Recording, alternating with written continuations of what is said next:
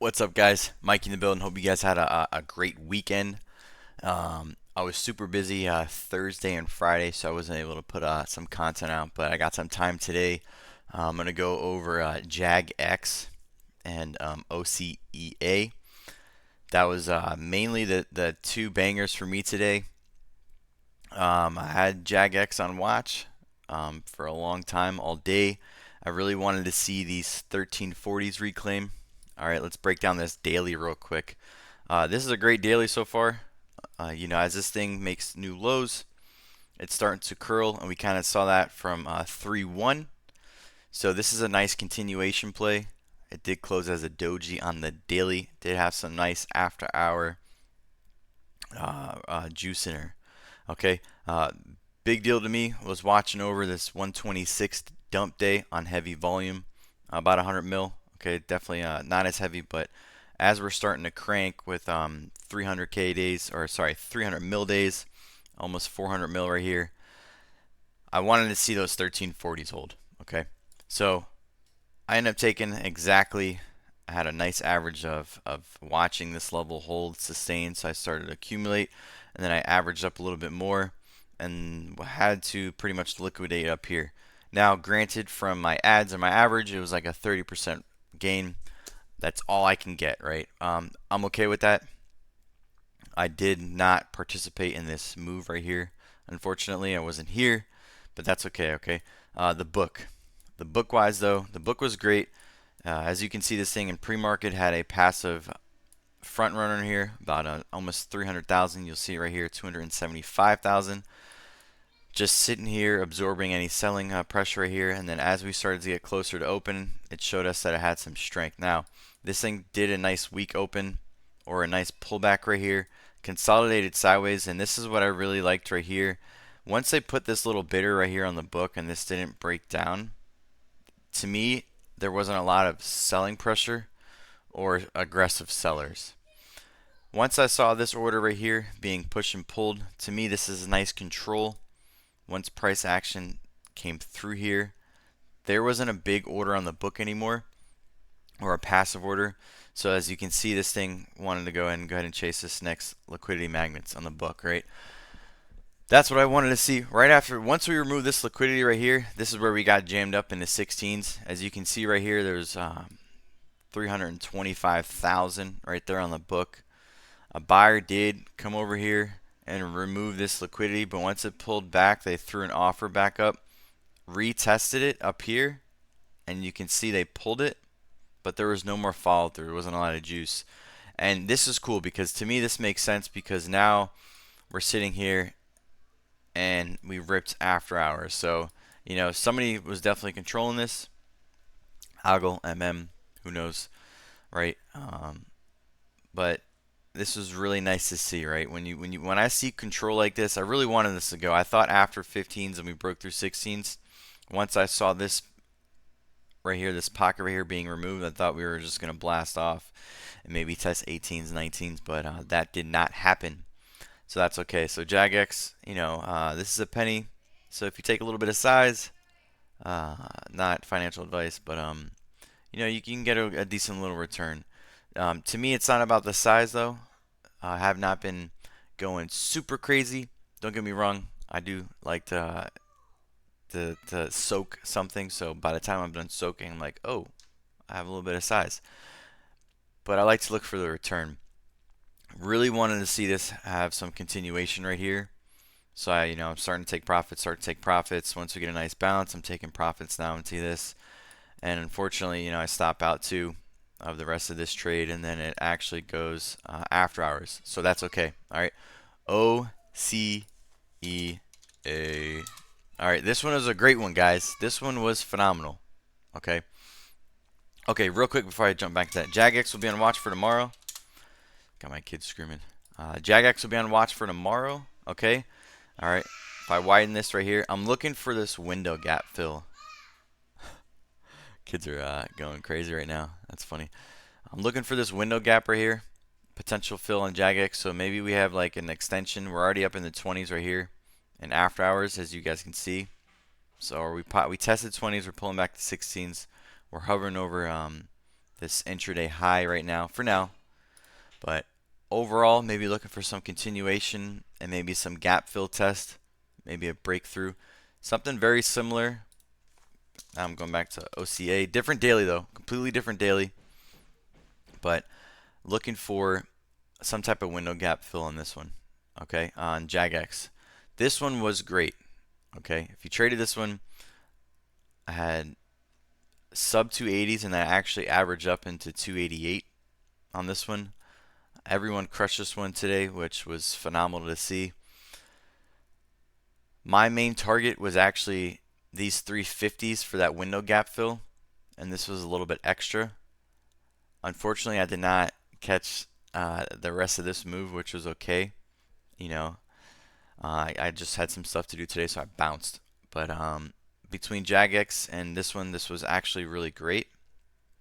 So, you know, just understanding the daily and the breakdown is very important. Again, I wanted to see this gap fill.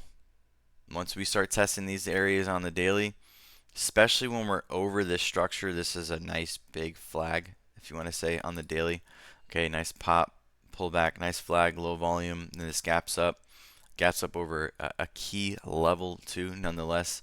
And then it started to crank and not actually break down. This whole entire pattern of just soaking, not breaking down, especially right here. Later on when I went to go review this, I didn't trade this again.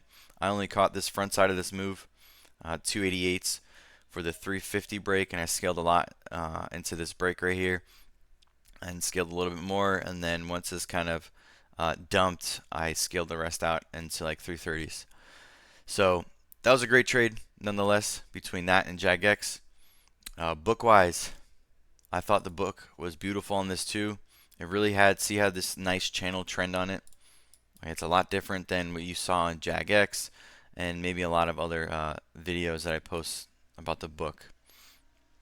All right, this one was great too for a particular reason. Sitting right here at 350s right before we actually started to break out and keep continuing to trend.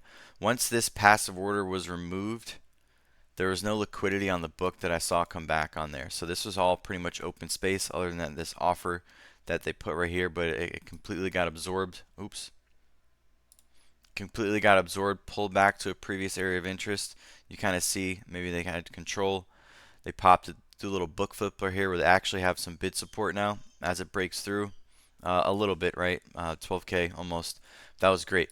But this was a great example of seeing a passive order being removed. So someone got filled, right? This is an order on the book that was on the book at 350 already, okay? It's about 52,000. And once they remove this liquidity, this passive order on the book, it didn't get heavy, or as other examples of like you saw on JAGX earlier, where they throw more offers right here, right? So as price action starts to bounce, it's not getting heavy, or they're not walking it down, or the book side's not getting heavy, right? There's not a lot of sellers, passive orders on the book trying to hold it down if people are not buying it, but the algo will potentially kind of go seek out some other liquidity, right? That did not happen right here, so that was really important to see that break, pull back, hold, sustain, and then go ahead and go after these next liquidity magnets, okay? This is another example of what keeps me in the trade.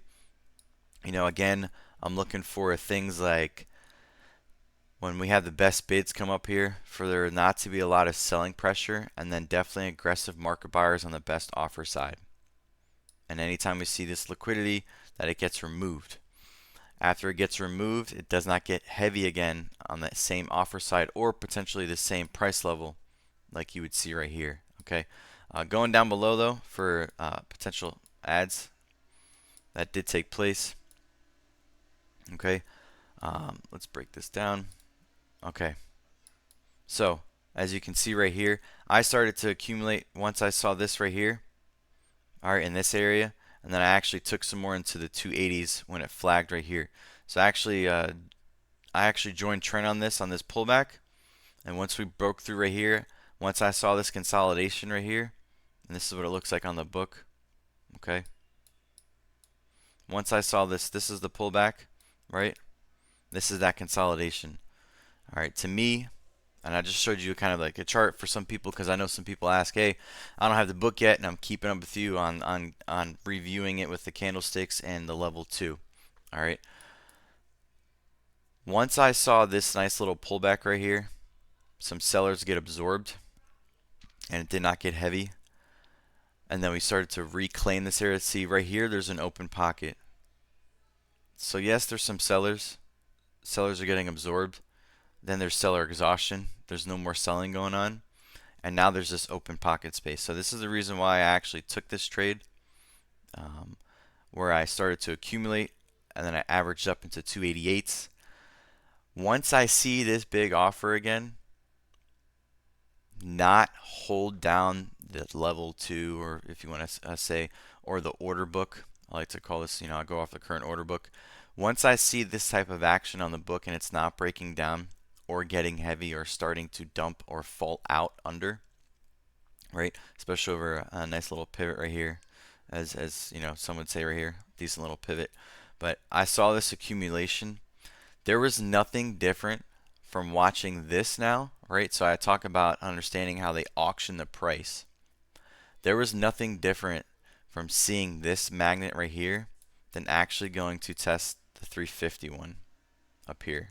Okay, so again, very similar price auctioning, and then with it not actually breaking down. Okay, so this was actually really great too. As you can see at $3, there's kind of like this book flip where we kind of break through, and then immediately $3 comes with some support. And now you can see it consolidate, not break down. It's not really heavy over a previous area of interest, and it starts to actually swipe more, consolidate. They tried a little bit right here. So this is where they try to hold it down, or I would say control price action. But then there was more aggressive buyers right here, kind of swiped the book, pulled back over a previous area of interest, and this is where it made new highs. And then this is where this thing failed for a little while. Okay, this is a great example, real quick too, of when you kind of see another liquidity magnet or a passive order on the book, and then immediately it starts to pull back. And in live time, you're going to see this. You'll have your line out, and you'll see orders immediately get pulled on. So once this starts to pull back, right about here, you're going to see that order get put on. And now they're starting to really get aggressive on the best bids and sell through these guys right here. Now, if you see this, right, it kind of gets thinner before they actually sell into it. Okay, again, right here, 20K gets a little bit thinner. They did remove some, and then they actually dumped through it. Okay, so that's really key to see. This is, to me, when potential backside will start to come in, but as you can see, this one kind of grinded out. Okay, I missed this whole move. Okay, I just wanted to show some similarities. The reason why I took the trade, held it, and I think this was another 30% move. I think JAGX was actually 20, so 30 and 20. So combined, I got about 50% worth of returns on these, and that's about it, guys. All right, so JAGX, OCEA, really great price action on the books, and really good dailies, right? So this was a completely different daily. This was one of the top ones to be really watching, especially with the volume that I was getting after this daily setup. Now we're gapped over some key levels, and now we're testing this window gap right here. I thought maybe this would crank out, but I'm going to be honest with you, I left the desk, guys, pretty early today, and that's okay, right? So after this move and that and JAGX, yeah, I left. So once that happened, I did not stay and catch any of this move, but between catching a move, accumulating, soaking from down here and selling into here, and then OCEA as well too, accumulating, down here, and then right here, and then was able to liquidate up here. But I wish I would have stayed and kept my average and held for a bigger move, but I'll get it next time. Alright, guys, much love, peace out, Mikey.